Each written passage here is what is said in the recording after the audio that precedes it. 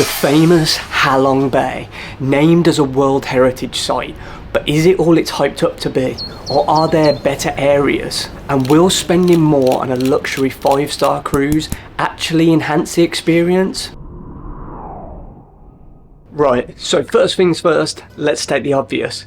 This trip is obviously a lot fancier than the stuff I usually go on. In fact, it's the most expensive trip I have booked travelling so far. But I want to find out if visiting Ha Bay is worth it. I've heard many mixed reviews from other backpackers and even locals in Vietnam, so I'm here to find out for myself and for you guys. And what better way to also do it than on a luxury 5-star cruise, so it leaves no doubt in our minds. So across the next 3 days and 2 nights, that's exactly what we're going to do.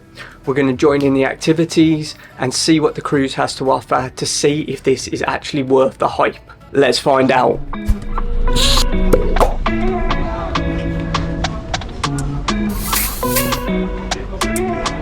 Welcome aboard, sir. Welcome.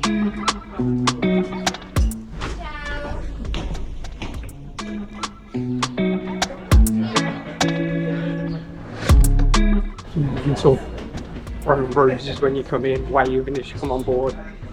It's crazy. Ladies and gentlemen, welcome aboard at Orchid Classic 1. May I introduce myself? My name is Emmanuel. I'll be your cruise manager and your tour guide. So ladies and gentlemen, I would like to share to you the boat information. On the boat, we have total 14 rooms, 26 guests, and 18 crews ready to serve you. On the first floor, you will see the reception, the spa room, and room number 101 until 108.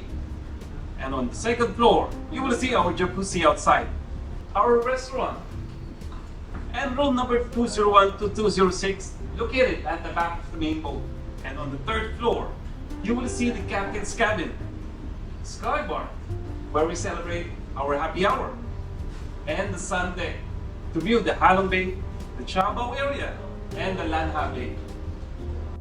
So we've just had our briefing, our itinerary of what we are doing today anyway. We've just checked in, dropped the bags off, and now we're going to head up for lunch, I believe. So I'm going to head up and get some food, and then I think at 2:30 we do a bamboo boat thing, and then later on we're going for a swim in the emerald green waters as they call it, but we'll be the judge of that when we get there.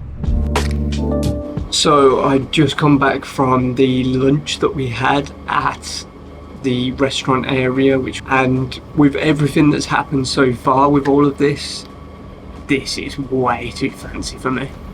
I feel like I should be back in a jungle in a hut somewhere getting bit by mosquitoes. It's like I feel so out of place. Before we start the activities, it seems only right to give you a quick room tour, showcasing probably the most luxurious place I'll be staying in for a while. I mean, come on, the view from the bathtub looks like a poster on the wall. And a balcony with a different view each day, now that's hard to come by. It's nearly 2:30 now, and we're off to do the first activity, which is something to do with bamboo boats. So we've got to meet at the reception now, then we jump into the bamboo boats and do whatever we are going to do in that. A short trip from the main cruise brings us to a floating area full of tourists, to be honest. The boat seats 6, but as the 3 rejects of our group, we get a more private experience. Our Olympic rower takes us across the water towards a cave tunnel with very low ceilings, but opens out into a beautiful area surrounded by the incredible cliffs.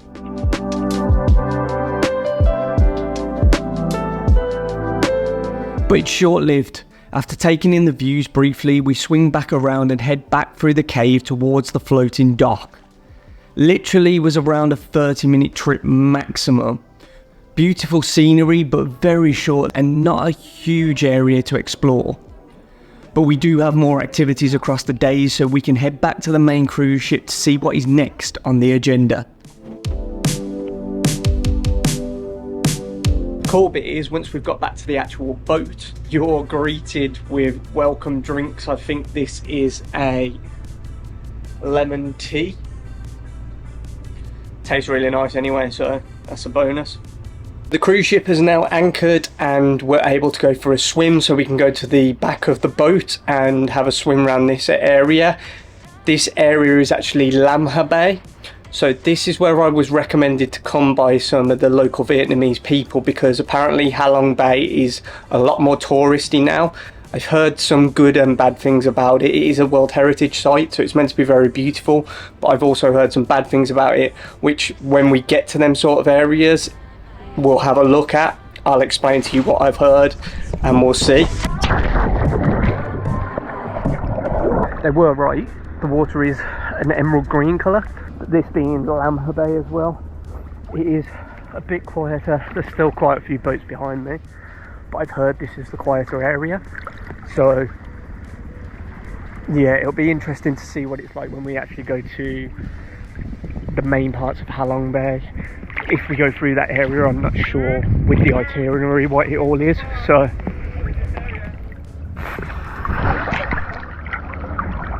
and I'm being told to go back because I'm going too far out apparently. But yeah, that was a quick swim anyway. I'm getting back out, so we'll see.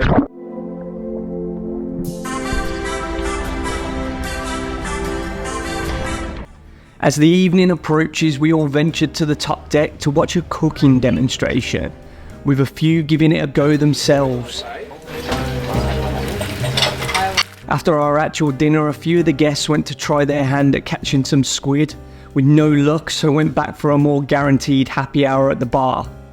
So I acted like a mature 31-year-old and went back to my room to sleep.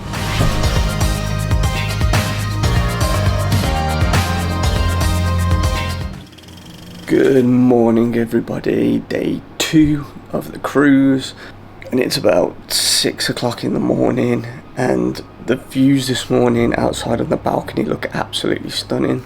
So breakfast is at 7:30, so I'm going to slowly get ready and head for breakfast, and then we start the activities straight away today. Did not want to get up. This is one of the comfiest beds I have slept in for a very, very long time. It's a shame that we can't have a lie-in whilst on this cruise because we start the stuff very early, so yeah, but I'm going to get ready, have some breakfast, and then I'll see you as we head for the activities.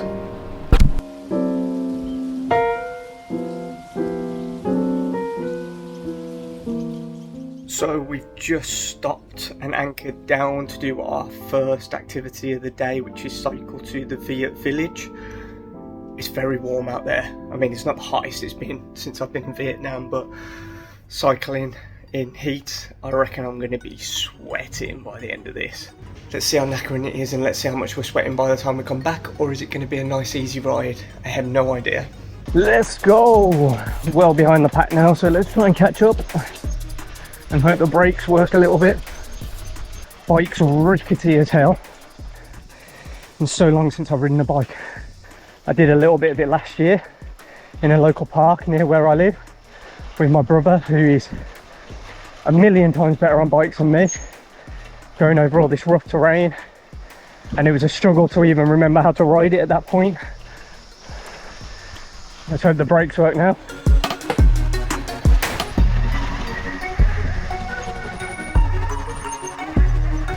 It's awesome, man.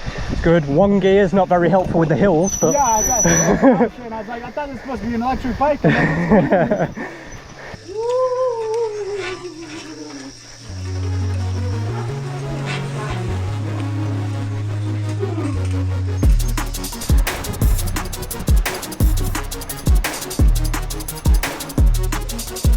we arrived at a small restaurant as our stop in the Viet Village, with the main attraction being the spa pools with the little feet nibbling fish. Emmanuel gave some background on the bay and the surrounding islands, but instead of that, I decided to pretend I was Dr. Dolittle and talk to the animals.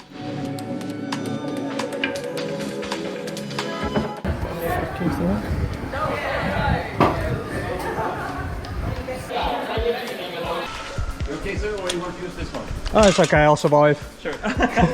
Well, hopefully I'll survive. Just for a bit of perspective, I was left with the last bike, and the brakes, well, they weren't exactly in great condition. Is it this way? Well, I have no idea if I've just gone the right way, but it might not be that hard to pedal, but I don't fancy pedaling all the way back when I realise In 15 minutes I've gone a long way through the cave. And here we go, a little bit of a hill.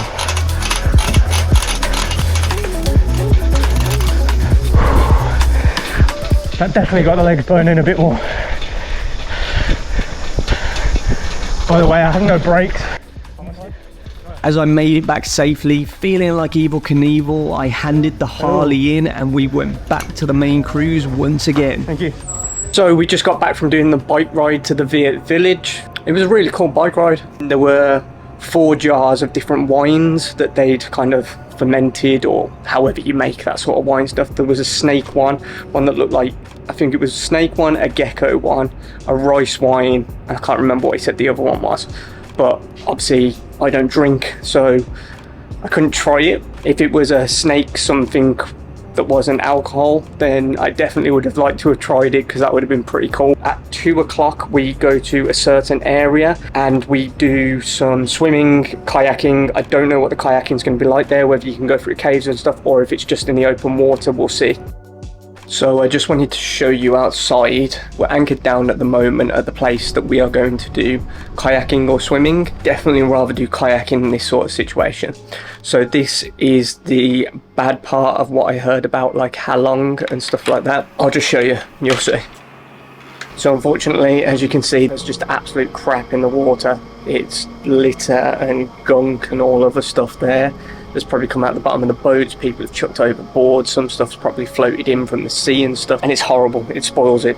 It's not something that I want to go swimming in. Lan Ha Bay does not have this sort of thing. It's really unfortunate, because you look around everywhere and it's like, you can see behind me, it's absolutely stunning. The crap that's been thrown into the water by humans is just like, oh, it's horrible. I'm definitely not going swimming in that anyway. No way I'm getting in that water.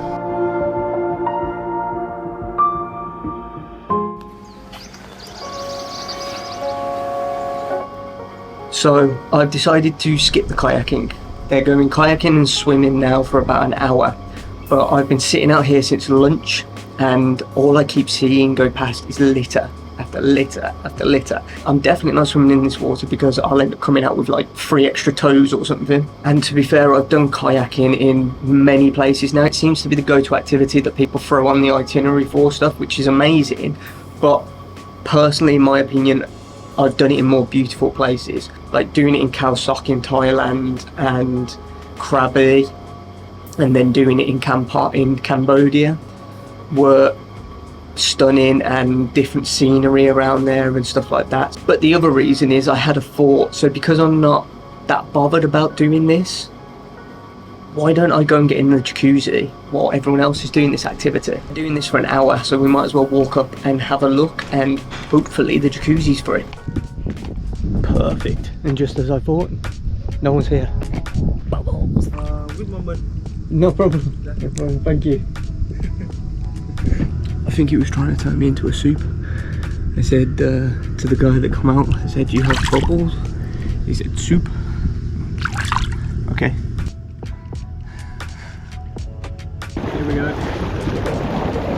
After putting in the work in the jacuzzi and roughing it out on the sun deck, the night started to approach us again. So with a few celebrations that evening and some more stunning food, I became the life of the party and turned in for the night.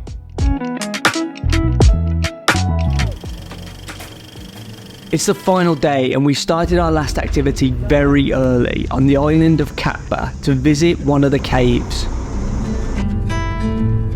So short bus ride, took about 5-10 minutes, probably not even 10 minutes. And now we're walking down to the caves.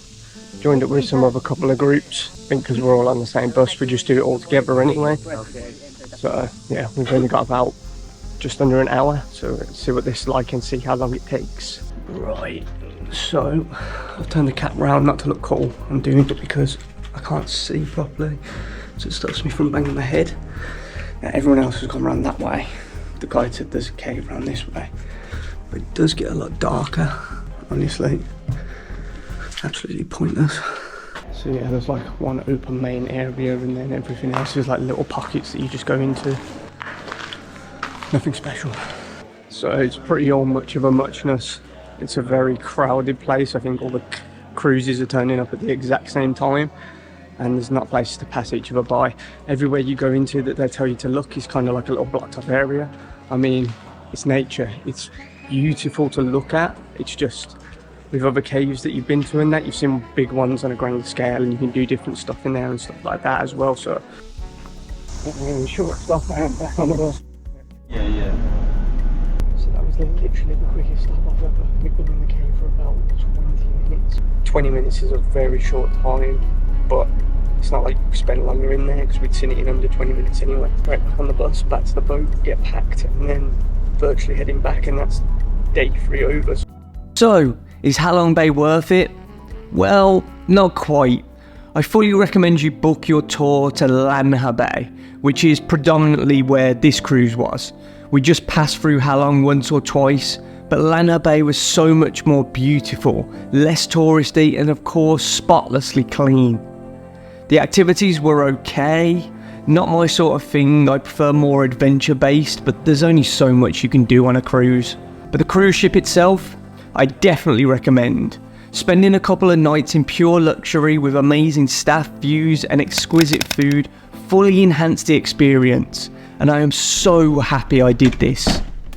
If you enjoyed this video, drop a like, subscribe and hit the notification bell to join me on more adventures around the world, and I will see you in the next one. Peace.